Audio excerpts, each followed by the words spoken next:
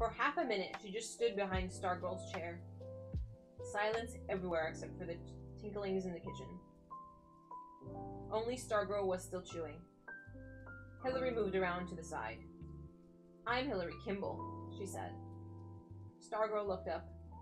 She smiled. She said, "I know. My birthday's tomorrow."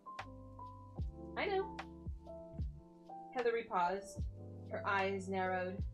She jabbed her finger in Stargirl's face. "Don't try singing to me. I'm warning you." Only those nearby tables heard Stargirl's faint reply. "I won't sing to you." Hillary gave a satisfied smirk and walked off. From the moment we arrived at school the next day, the atmosphere bristled like a cactus paddle. When the buzzer sounded for our first lunch, we leaped for the doors.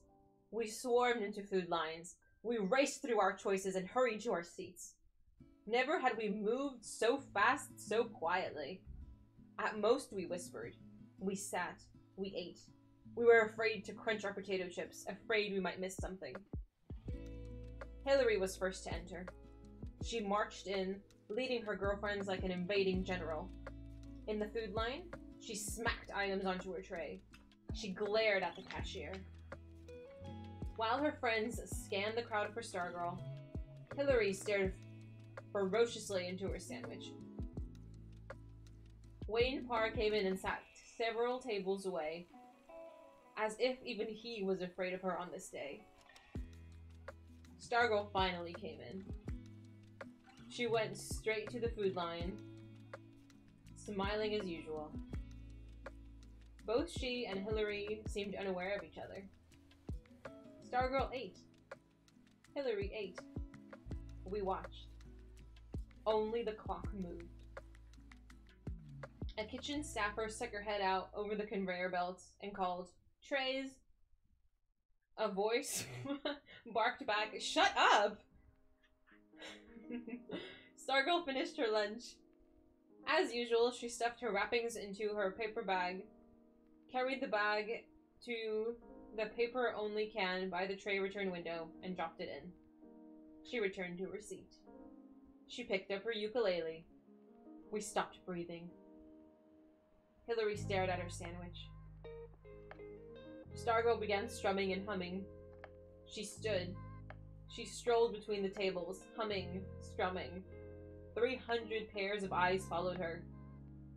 She came to Hillary Kimball's table and kept on walking, right up to the table where Kevin and I sat with the hot seat crew. She stopped, and she sang "Happy Birthday." It was Hillary's name at the end of the song. But true to her word of the day before, she did not sing it to Hillary. She sang it to me. She stood at my shoulder and looked down at me, smiling, singing, and I didn't know whether to look down at my hands or up at her face. So I did some of each. My face was burning. When she finished, the students burst from their silence with wild applause.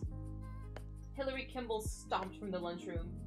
Kevin looked up in Stargirl and pointed at me and said what everyone must have been thinking. Why him? Stargirl tilted her head as if studying me. She grinned mischievously. She tugged on my earlobe and said, "He's cute," and walked off. I was feeling 9 ways at once, and they all ended up at the touch of her hand on my ear, until Kevin reached over and yanked the same earlobe. "This keeps getting more interesting," he said. "I think it's time to go see Archie."